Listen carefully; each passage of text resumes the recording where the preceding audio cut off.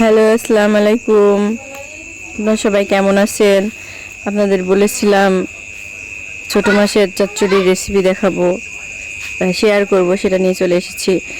প্রথমে মাছটাকে আগে ভালোভাবে ধুয়ে নিয়ে 4টা কাঁচামরিচ দিয়েছি, তারপরে 4টা পেঁয়াজ দিয়েছি, লবণ দিয়েছি এবং হলুদের গুঁড়া, তেল। একদম সিম্পলভাবে যেভাবে গ্রামের মানুষ রান্না করে আমি সেভাবে চেষ্টা করেছি। আশা করি আপনাদের ভালো লাগবে। সবগুলো একসাথে নিয়ে একটা কড়াই নিয়ে ওগুলা ঢেলে দিলাম।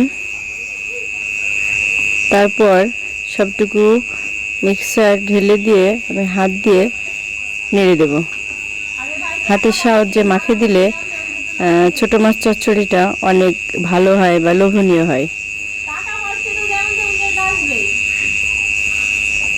বেশ খানিকক্ষণ নাড়াচাড়ার পরে যখন সবগুলো একসঙ্গে মিশে যাবে তখন আমরা এই কড়াইটা চুলার উপর বসিয়ে দেব।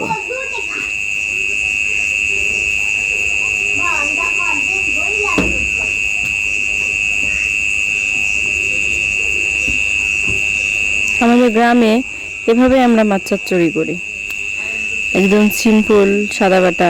এটাই খেতে ভালো লাগে। অতিরিক্ত মশলা দিলে এই মাছটা ততটা ভালো লাগে না। তারপর আমরা কড়াইটা চুলাইতে বসিয়ে দিলাম।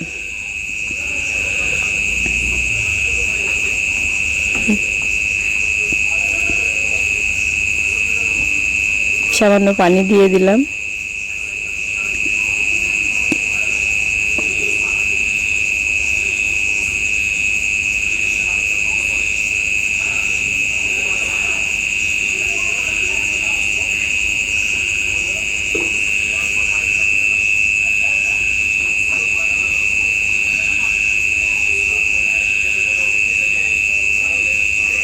কিছুটা পানি দেওয়ার পরে একটু খুন্তি দিয়ে হালকাভাবে নেড়েচড়ে করে দিই। নেড়েচড়ে দিয়ে দিলাম।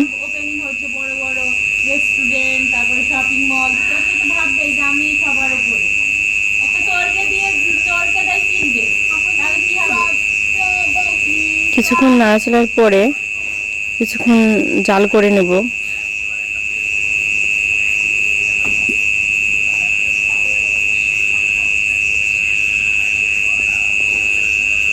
ছানাজের ঘর কথা থেকে এটা আমার ফার্স্ট রেসিপি। যদি কিছু ভুল ত্রুটি হয় আপনারা ক্ষমা করবেন, আর যদি ভালো লাগে বাসায় ট্রাই করবেন।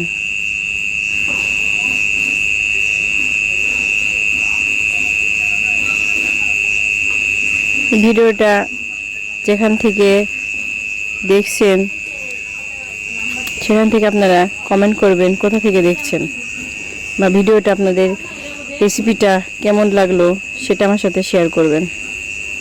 আপনারা শেয়ার করলে, কমেন্ট করে জানালে তাহলে আমি নতুন নতুন ভিডিও দেওয়ার চেষ্টা করব, বা আমার দিতে ভালো লাগবে।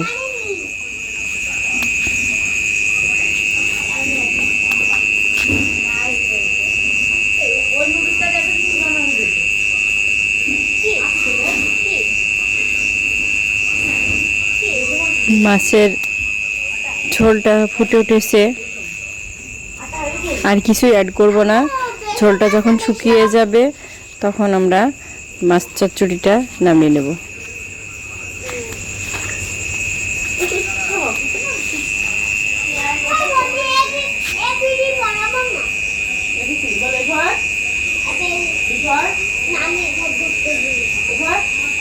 একটু বেশি করে জাল করে নিলে চচ্চড়িটা খেতে ভালো লাগবে।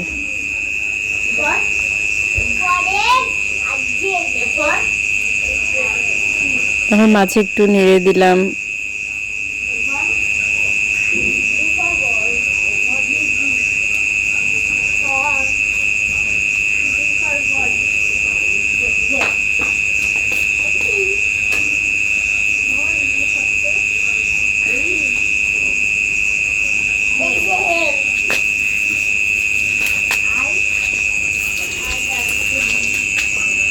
আমাদের গ্রামে নদীর মাছ স্বভাবেই সবাই এভাবেই রান্না করে।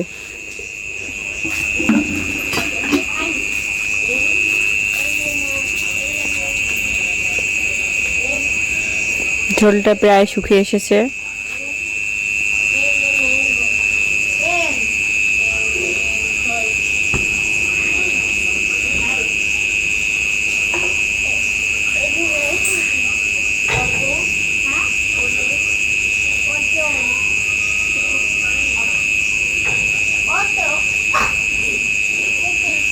আমি একেবারে চচ্চড়ি করে ফেলবো না, হালকা মাখা ঝোল রাখবো, তাহলে চচ্চড়িটা খেতে ভালো লাগবে।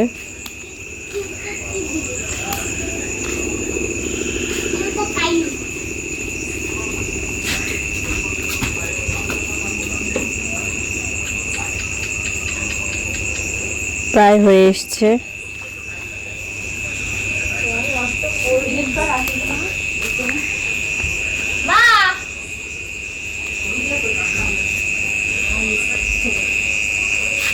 এবার আমরা নামিয়ে ফেলবো। আমার মাছ চচ্চড়ি রেডি।